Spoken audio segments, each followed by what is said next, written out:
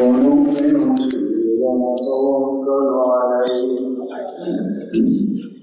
ونعوذ بالله من شرور أنفسنا ومن سيئات أعمالنا من يهده الله فلا مضل له ومن يضلل فلا هادي له ونشهد أن لا إله إلا الله وحده لا شريك له ونشهد أن سيدنا ومولانا محمدا عبده ورسوله أما بعد فأعوذ بالله من الشيطان الرجيم بسم الله الرحمن الرحيم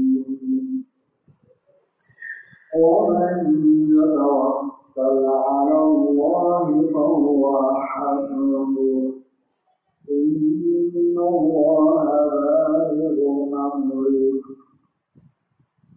قال النبي صلى الله عليه وسلم لو أنكم تتوكلون على الله حق توكله لرزقكم الله كما يرزق الطير تغدو خماسا وتروح بطانا صدق الله العظيم وصدق رسوله النبي الكريم ونحن على ذلك لمن الشاهدين والشاكرين والحمد لله رب العالمين. سامعین محترم،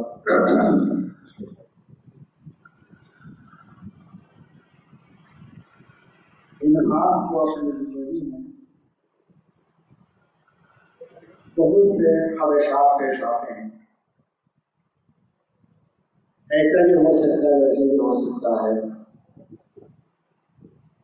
آخرت کے امور، قبر کے اندر کیا ہوگا، حشر کے میدان میں کیا ہوگا، آگے کیا فیصلے ہوں گے.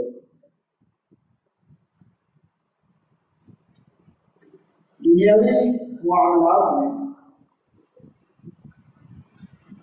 یا اخروی معاملات دونوں کے بارے میں اللہ تعالیٰ نے یہ اعلان فرمایا ہے وَمَن يَتَوَكَّلْ عَلَى اللَّهِ فَهُوَ حَسْبُهُ. جو اللہ پر اعتماد کرے اللہ اس کے لیے کافی. اللہ پر اعتماد، اللہ پر بھروسہ کہ اللہ میرے تمام معاملات کو حل فرمائیں گے، یہ اللہ کی ذات پر اعتماد ہے. حضرت ام سلمہ رضی اللہ تعالی عنہا فرماتی ہیں رسول اللہ صلی اللہ علیہ وسلم کو جب بھی کوئی اہم معاملہ پیش آتا تو آپ 2 رکعت نماز پڑھ کر اللہ سے دعا مانگتے. یہ ہے اللہ کی ذات پر اعتماد، اللہ کی ذات پر بھروسہ. جو بھی کام ہو اللہ پر بھروسہ کرنا، اللہ پر توکل کرنا کہ اللہ تعالیٰ میرا یہ کام بنا دے گا، اللہ تعالیٰ میرے ساتھ مدد فرمائیں گے.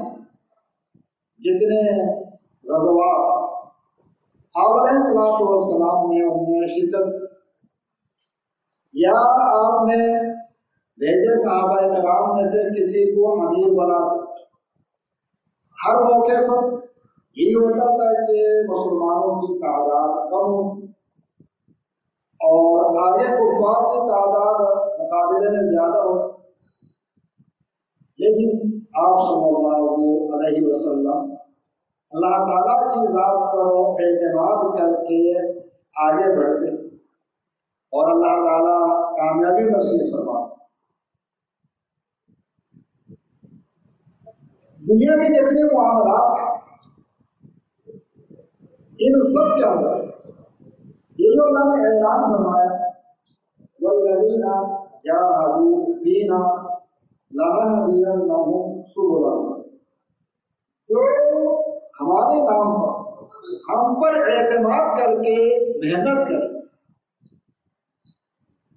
ہم اس کو جو ہے نا اپنا راستہ دکھائیں۔ علامہ علوسی رحمۃ اللہ علیہ نے اس کی 10 تفسیریں بیان کی، ان میں سے ایک تفسیر یہ کہ طالب علم حاصل کرنے کے لیے محنت کرتا ہے اور نتیجہ اللہ کو چھوڑتا ہے، تو جو علم وہ اپنی محنت اور کوشش سے حاصل کر سکا وہ تو حاصل کر دیا، بقیہ جو حاصل نہیں کر سکا وہ بھی اللہ سبحانہ وتعالیٰ فرما دیتا۔ الذین جاہدوا فینا لنہدینہم سبلنا۔ اب یہ کہ انسان کو ایک فکر ہوتی ہے، فکر معاش، کہ میرا اور میرے بچوں کا گزرے اوقات کیسے ہو، میں جو فلاں کام زندگی میں کرنا چاہتا ہوں یہ کام کیسے انجام پائے گا، یہ بڑا منصوبہ جو میرے سامنے ہے یہ پائے تکمیل تک کیسے پہنچے گا۔ ایک انسان کے دل میں خطرات آتے ہیں، خیالات آتے ہیں کہ جو میرے اسباب ہیں وہ مجھے اتنی نظر نہیں آ رہا کہ میرے کام پورے ہو جائیں۔ اب یہاں پر انسان کا امتحان ہوتا ہے، انسان کا امتحان ہوتا ہے کہ اللہ پر توکل کر کے آگے بڑھنا، اللہ پر اعتماد کر کے آگے بڑھنا، اللہ کی مدد کو ساتھ لینا۔ تو اللہ تعالیٰ نے یہ اعلان فرمایا وَمَن يَتَوَکَّلْ عَلَى اللَّهِ فَهُوَ حَسْبُهُ، جو اللہ پر اعتماد کرے اپنے معاملات میں تو اللہ اس کے لیے کافی ہو جاتا ہے۔ رسول اللہ صلی اللہ علیہ وسلم نے ایک مثال دے کر سمجھایا، دیکھیں یہ جو آپ جو کوشش کرتے ہیں ذریعہ معاش ضرور اختیار کریں، انسانوں کو اللہ نے حکم دیا، لیکن فرمایا کہ توکل اللہ کی ذات پر ہو۔ مثال پیش کی پرندوں کی کہ یہ جو پرندے ہیں ان کا کوئی ذریعہ معاش نہیں ہوتا، رات اپنے گھونسلے میں گزارتے ہیں اور صبح جو ہے نا چہچہاتے ہوئے، یہ چہچہاتے اللہ کی تسبیح کرتے ہیں، مسلمان انسان نماز پڑھتے ہیں، فرشتے اللہ کی تسبیحات بیان کرتے ہیں۔ قرآن نے اس کو نقل فرمایا وَإِن مِّن شَيْءٍ إِلَّا يُسَبِّحُ بِحَمْدِهِ، ہر درندہ پرندہ، حیوانات اور نباتات، درخت اور اشجار اور احجار، یہ سب کے سب اللہ کی تسبیحات کرتے ہیں، اگرچہ تمہیں سمجھ میں نہیں آتا کہ تسبیحات وہ کیا تسبیحات کرتے ہیں، اللہ کی بڑائی بیان کرتے ہیں، ہم تو سنا بیان کرتے ہیں۔ تو رسول اللہ صلی اللہ علیہ وسلم نے سمجھایا کہ یہ جو پرندے ہیں یہ صبح جو ہے نا اپنے گھونسلوں سے خالی پیٹ نکلتے ہیں اور شام کو پیٹ بھر کر واپس آتے ہیں۔ تغدو خماصا وتروح بطانا تغدو غدا، صبح کے وقت یہ نکلتے ہیں خالی پیٹ اور شام کو پیٹ بھر کے جو ہے آتے ہیں گھونسلے میں اور آ کے سو جاتے ہیں آرام سے۔ تو اللہ کے رسول نے فرمایا لو انکم تتوکلون علی اللہ حق توکلہ، اگر تم اللہ تعالیٰ کی ذات پر کما حقہ توکل کرو، اعتماد کرو، بھروسہ کرو، تو اللہ تعالیٰ تمہیں ویسے ہی روزی دیں گے جیسے پرندوں کو دیتے۔ ان سے عبرت حاصل کرو، ان سے عبرت حاصل کرو کہ یہ پرندے جو ہے نا یہ ہزاروں کی تعداد میں، لاکھوں کی تعداد میں یہ روزانہ اپنے پیٹ بھرتے ہیں۔ کس سے بھرتے ہیں؟ اللہ کی دی ہوئی روزی سے۔ ان کا کوئی فیکٹری نہیں، ان کی کوئی کھیتی باڑی نہیں ہے، ان کی کوئی دکان نہیں ہے، ان کے کوئی جو ہے کوئی کاروبار نہیں ہے، کچھ بھی نہیں۔ ایک اللہ کی ذات پر اعتماد ہے، جس ذات نے مجھے پیدا کیا وہی جو ہے میرے رزق کا جنا کفیل ہے، وہ ذمہ دار ہے۔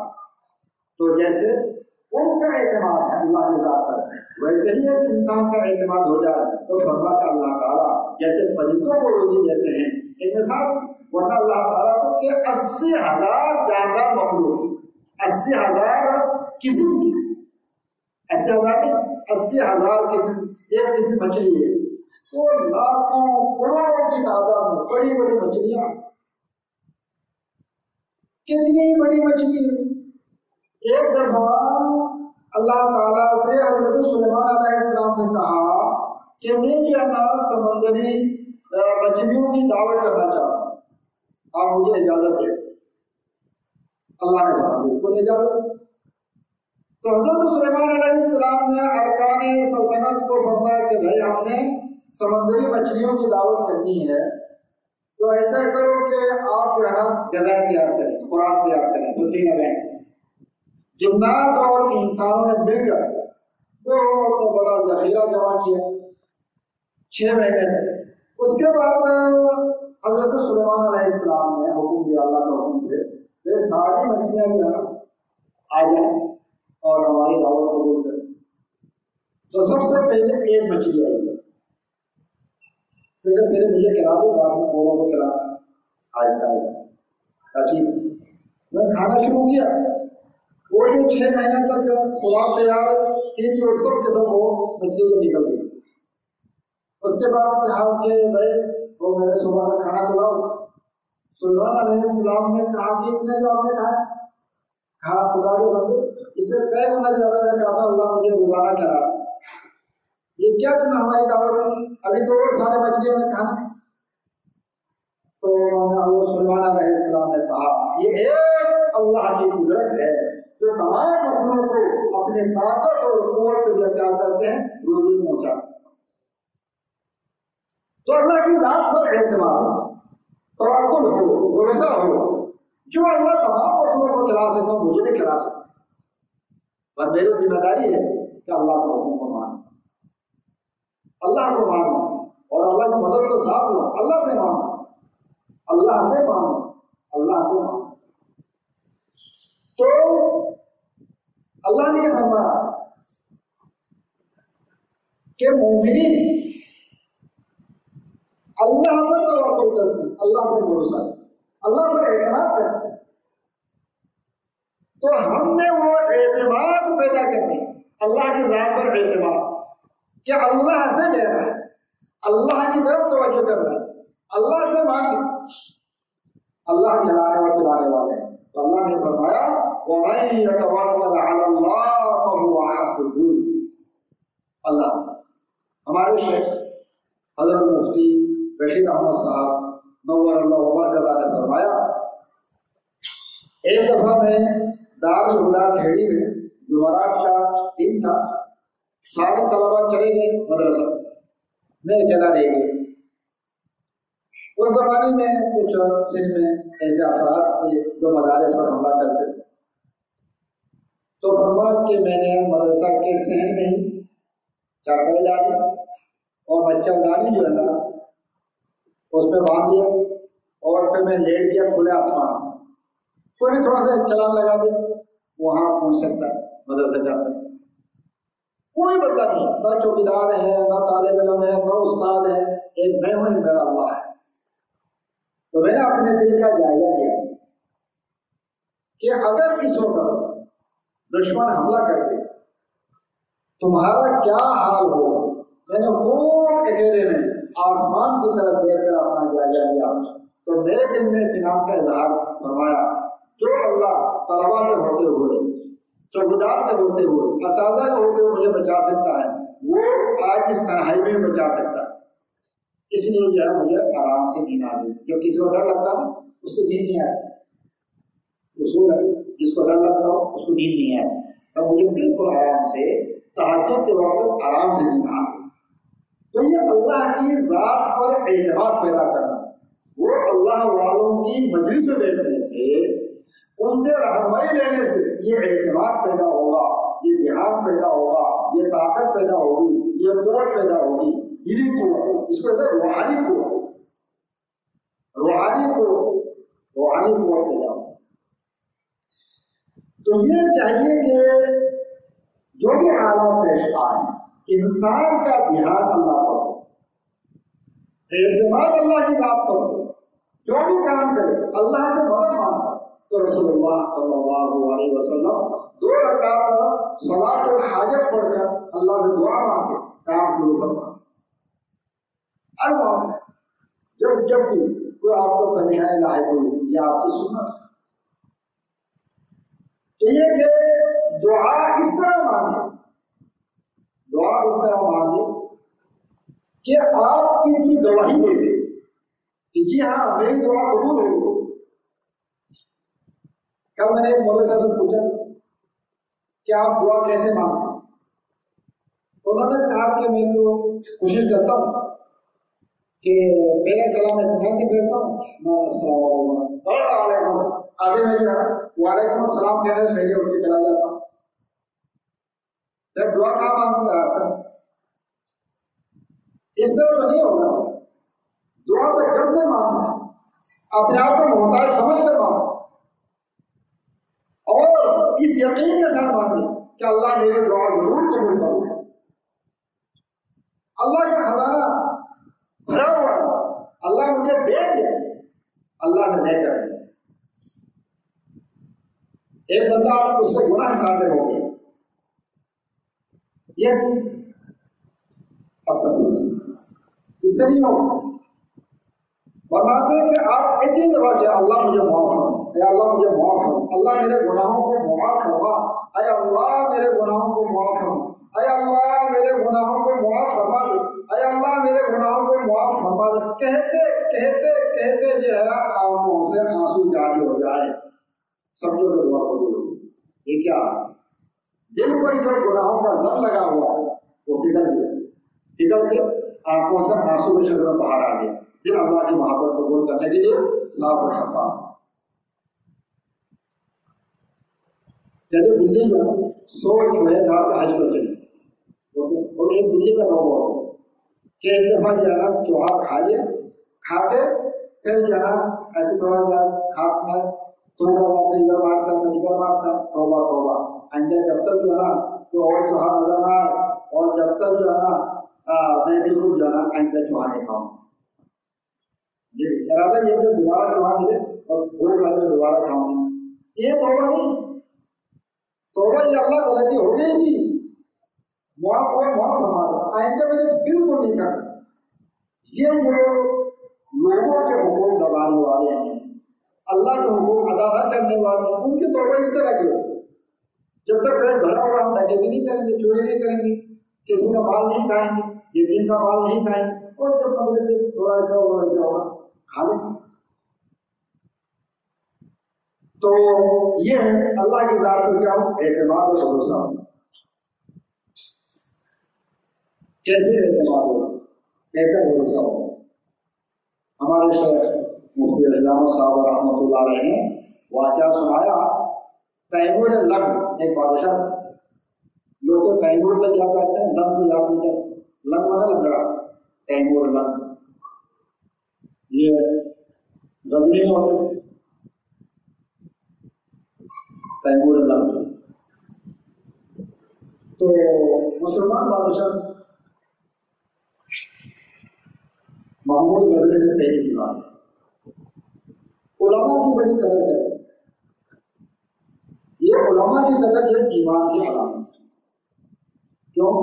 اس لیے کہ اللہ تعالیٰ نے براہ راست قرآن ہر مسلمان کو نہیں کہ یہ قرآن ہم نے آپ کی جگہ بتا دیا اس کو پڑھ کر نہیں، واسطہ بنایا حضرت محمد مصطفیٰ احمد مصطفیٰ صلی اللہ علیہ وسلم. اللہ چاہتے تو ہر گھر میں قرآن اتار سکتے، ایسا نہیں کیا، بلکہ انسان کی ہدایت کے لیے اللہ نے جہاں کتاب اتاری ہے وہاں رسولوں کو بھیجا ہے.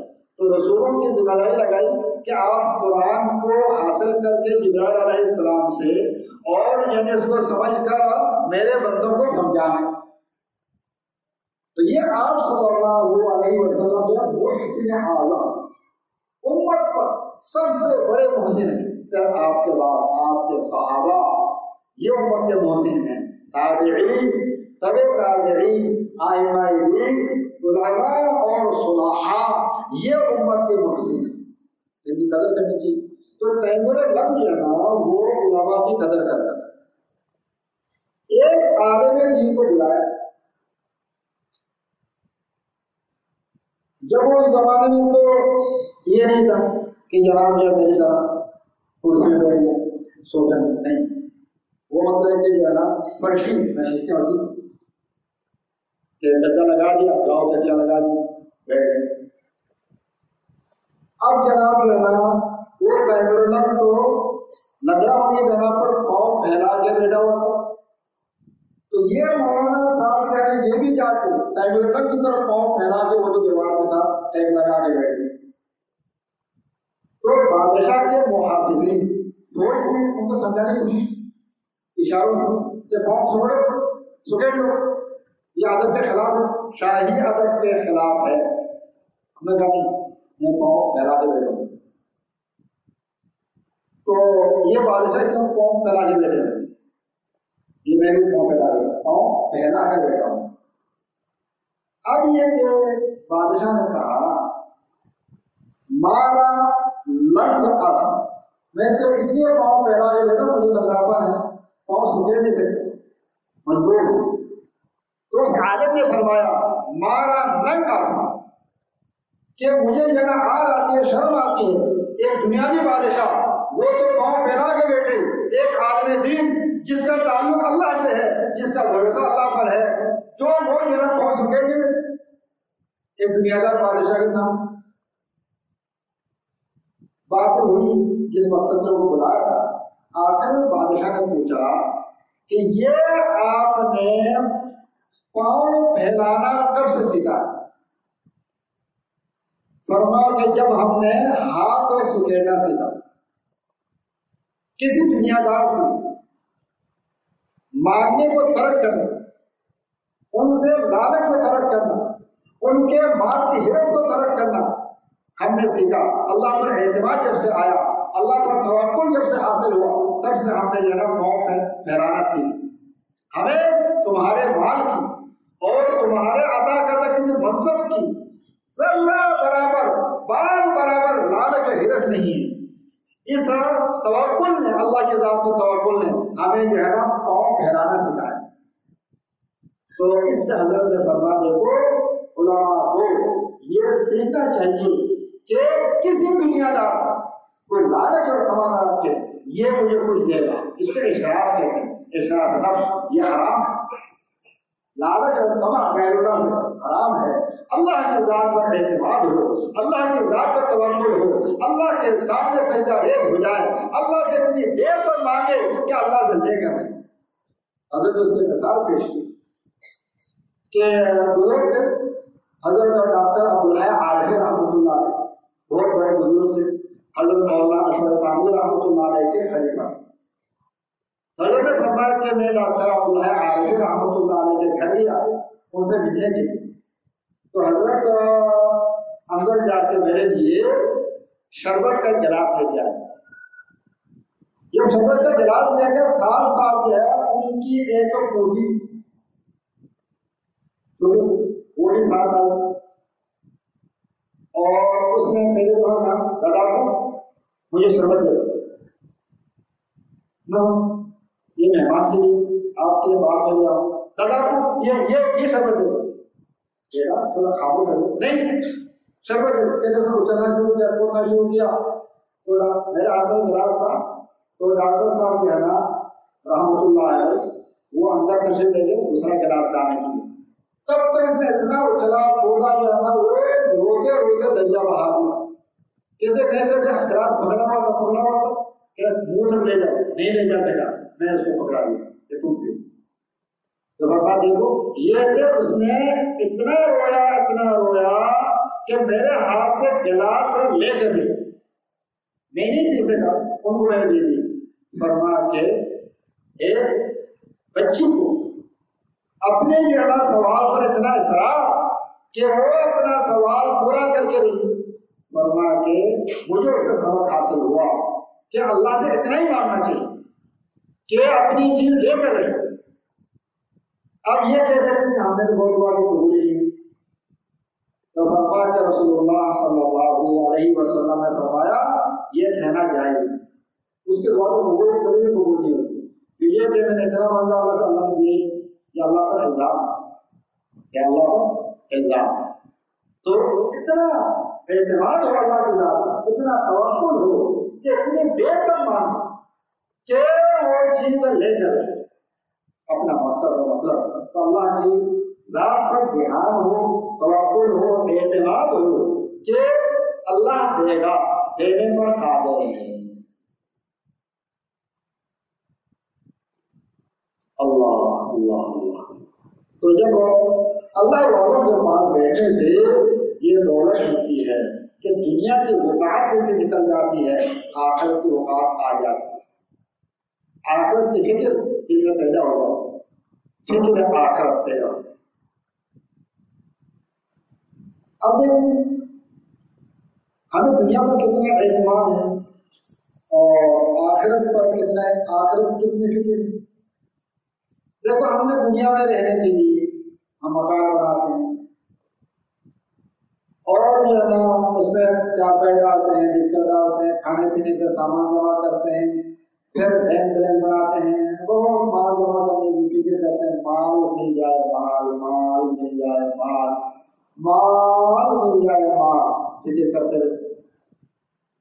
اب یہ کہ مال عربی کا مفہوم ہے، الناس مالو الى من عنده مال، الناس مالو الى من عنده مال، الناس ذهبوا الى من عنده ذهب۔ فرمایا کہ لوگ اس کی طرف مائل ہو گئے جس کے پاس مال ہے، لوگ اس کے پاس چلے گئے جس کے پاس کیا ہے، سونا ہے، الناس ذهبوا الى من عنده الذهب۔ تو فرمایا کہ دیکھو بات یہ ہے کہ یہ جو مال ہے نا، مال تو یہ کہ جب دل میں مال کی محبت اور مال جمع کر لیے تو ہم تو دنیا میں رہنے کے لیے اتنا کچھ کرتے ہیں۔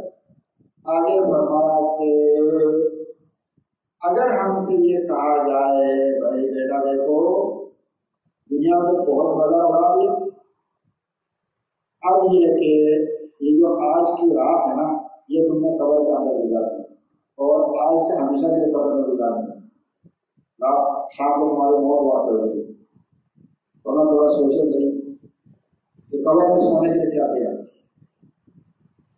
حدیث کے روز سے وہ کہ کیڑے مکوڑے کا گھر ہے، اندھیرے کا گھر ہے، سانپ بچھو کا گھر ہے، سمجھے نہیں۔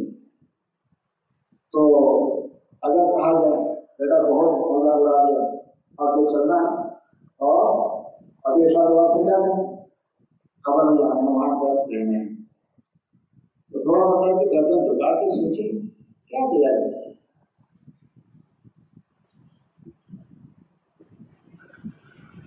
وہاں یہ مال دولت تو ثابت ہے،